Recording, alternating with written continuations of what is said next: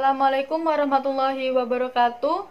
Nama saya Mia Puji Utari, NIM 1291.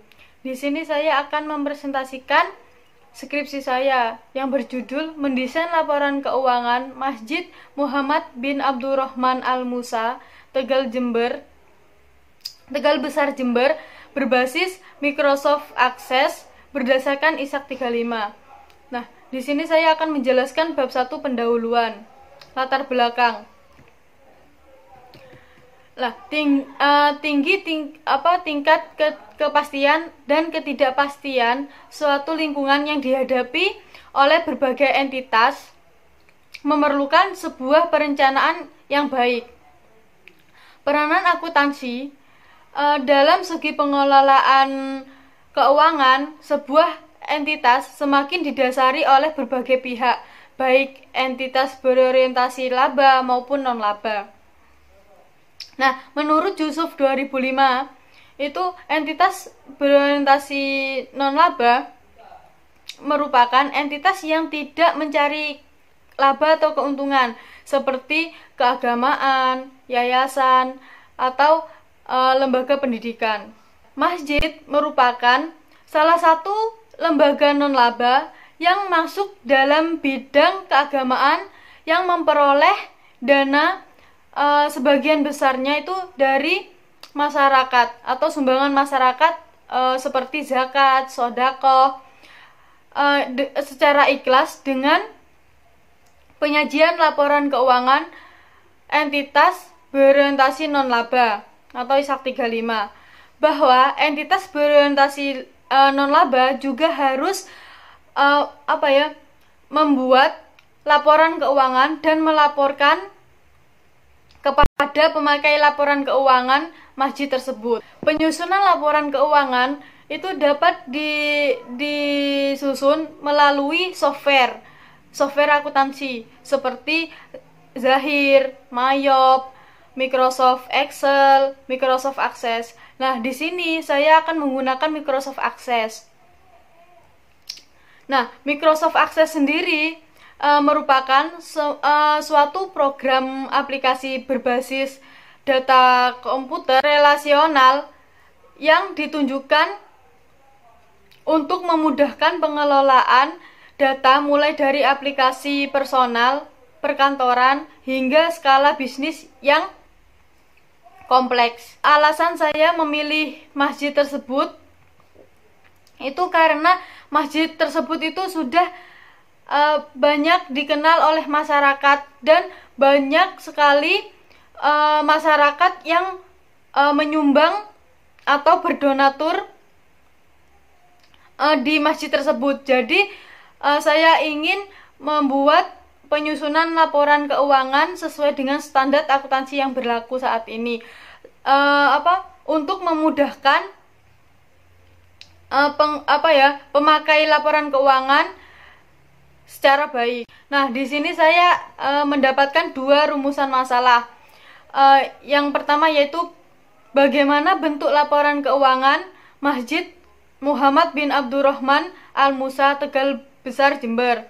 Yang kedua yaitu bagaimana mendesain laporan keuangan Masjid Muhammad bin Abdurrahman Al-Musa, Tegal Jember berbasis Microsoft Access berdasarkan ISAK 35.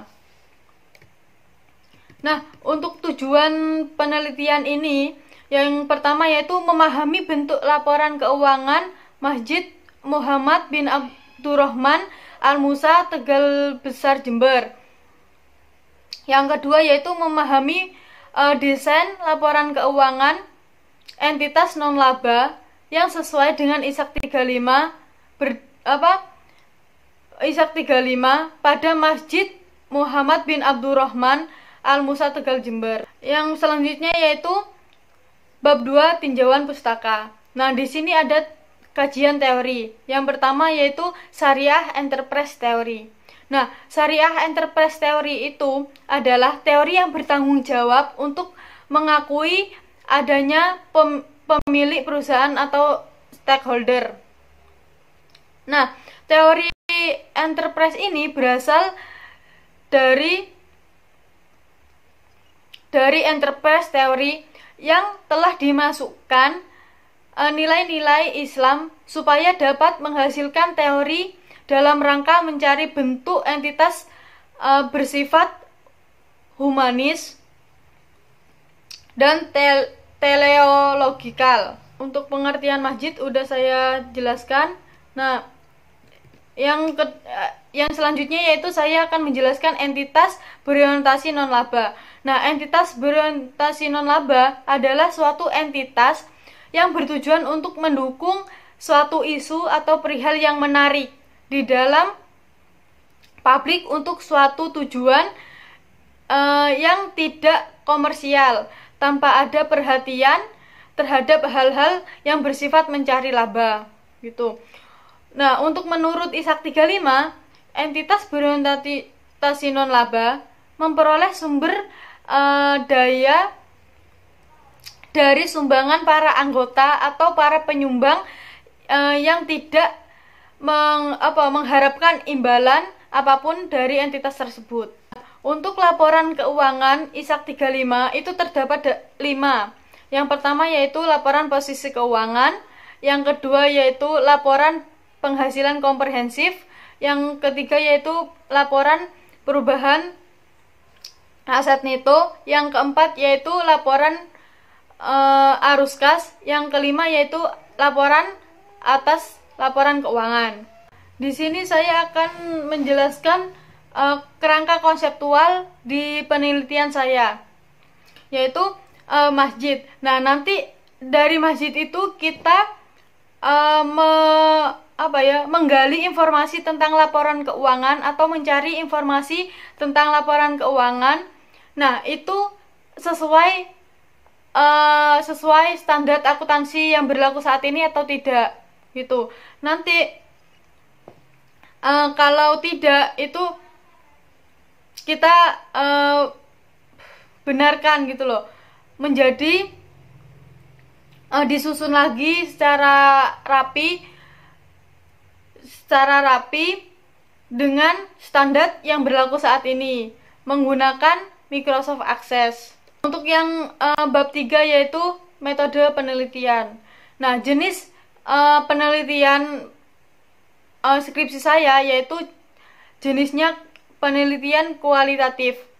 Nah, kualitatif adalah jenis penelitian yang digunakan untuk memahami fenomena apa yang dialami oleh objek penelitian yang menekankan pada pemahaman mengenai masalah dalam kehidupan sosial berdasarkan kondisi atau realita realita yang holistik, kompleks dan rinci. Itu bersumber di Indrianto 2016. Nah, jenis dan sumber data yang digunakan dalam penelitian ini adalah data primer. Nah, data primer yang dimaksud di sini yaitu hasil wawancara secara langsung dengan pengurus dan atau pengelola masjid tersebut, atau takmir juga boleh, terus bendaharanya yang ada di masjid tersebut,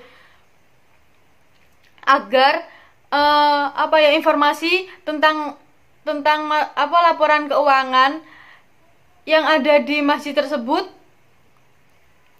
dapat diperoleh, atau informasi-informasi yang lainnya. Nah, di sini ada juga selain wawancara, teknik-teknik yang lain, yaitu dokumentasi. Nah, dokumentasi adalah salah satu metode pengumpulan data kualitatif dengan melihat atau menganalisa dokumen-dokumen yang dibuat oleh subjek sendiri atau orang lain tentang subjek tersebut. Di sini saya akan menjelaskan tentang kerangka pemecahan masalah di penelitian saya. Nah, dari kita mulai, terus kita survei pendahuluan dulu. Nah, kemudian tujuan penelitiannya yang diinginkan kita itu apa? lalu mengumpulkan data dari masjid tersebut gitu. Nanti dibagi dua, menurut Ishak 35 dan survei lapangan berdasarkan wawancara dan dokumentasi tersebut. Nah, dari dua tersebut, Ishak 35 sama survei wawancara dan dokumentasi itu dijadikan satu, diperiksa data atau keabsahan data. Nah, kemudian dianalisis data tersebut itu bagaimana, kemudian mendesain laporan keuangan yang ada di masjid itu bagaimana gitu. Kemudian merekonstruksi laporan keuangan masjid dengan menggunakan software Microsoft Access. Lalu selesai gitu.